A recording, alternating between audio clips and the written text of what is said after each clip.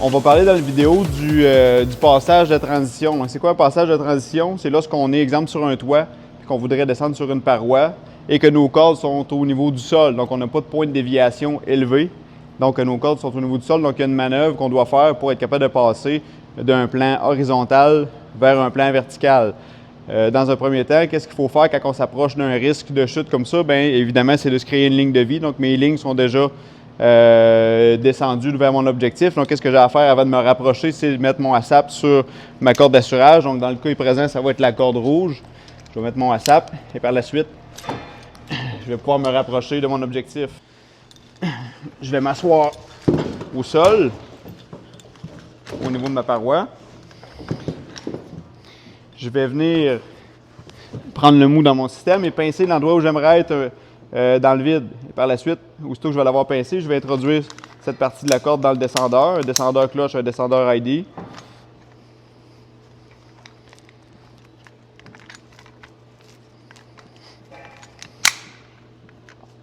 J'ai sécurisé mon système. Et par la suite, pour être capable de réaliser mon passage de transition, ça va me prendre une poignée d'ascension avec une pédale pour être capable de m'appuyer dans le vide, à la verticale. Je vais installer ma pédale dans ma poignée d'ascension. Ça. Et ma poignée d'ascension, elle, qui est montée sur une longe, va être installée sur ma corde de manœuvre. En amont de ma transition, donc un petit peu plus haut que ma transition, pour que quand il va y avoir du poids dans mon système, que ni le mousqueton ni la poignée d'ascension aient du poids en fait au niveau du 90, au niveau de la transition. Et par la suite, qu'est-ce que je vais faire? C'est à l'opposé. Je vais venir mettre mon pied droit dans ma pédale d'ascension et après ça, je vais être capable de me basculer dans le vide en ayant une prise sur ma poignée d'ascension. Qu'est-ce qui était important? Ça va être la gestion des cordes à ce moment-là, de ne pas que les cordes se croisent pour pouvoir après ça être capable de gérer mon absorbeur de chute.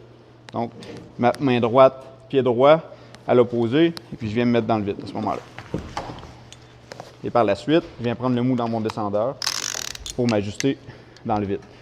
Je peux reposer sur les genoux à cette étape-là. Je viens passer mon absorbeur de chute dépassé en aval de ma transition. Je viens me sortir de ma pédale.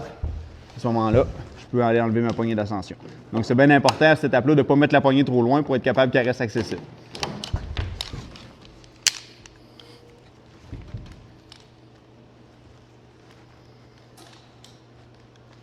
Et après, je raccroche ma poignée d'ascension. Je suis capable par la suite de terminer mon ascension en prenant un petit peu de mou, en étant capable d'aller me mettre au moins sur les pieds pour contrôler ma descente jusqu'au sol.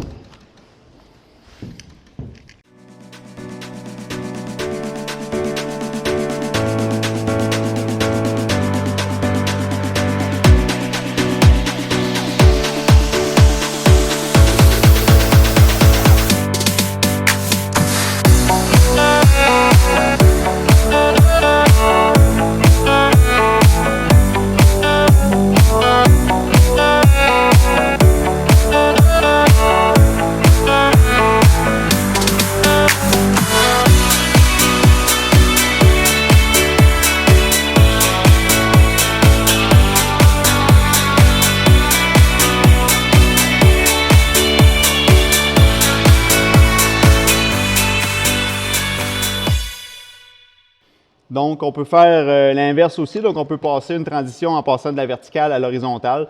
Le principe est pareil, c'est juste que les étapes se font en sens inverse. Donc, je me suis monté le plus haut possible par rapport à ma transition avec ma poignée d'ascension. Qu'est-ce que j'ai à faire à ce moment-là? Dans un premier temps, je vais aller mettre ma poignée d'ascension sur ma corde de manœuvre au niveau du sol. J'essaie de ramener le plus loin possible pour être sûr de ne pas nuire avec le mousqueton, pour être sûr qu'il n'y ait pas de tension au niveau de ma transition. Je viens passer mon absorbeur de chute en amont également de ma transition. Je viens mettre mon pied dans ma pédale.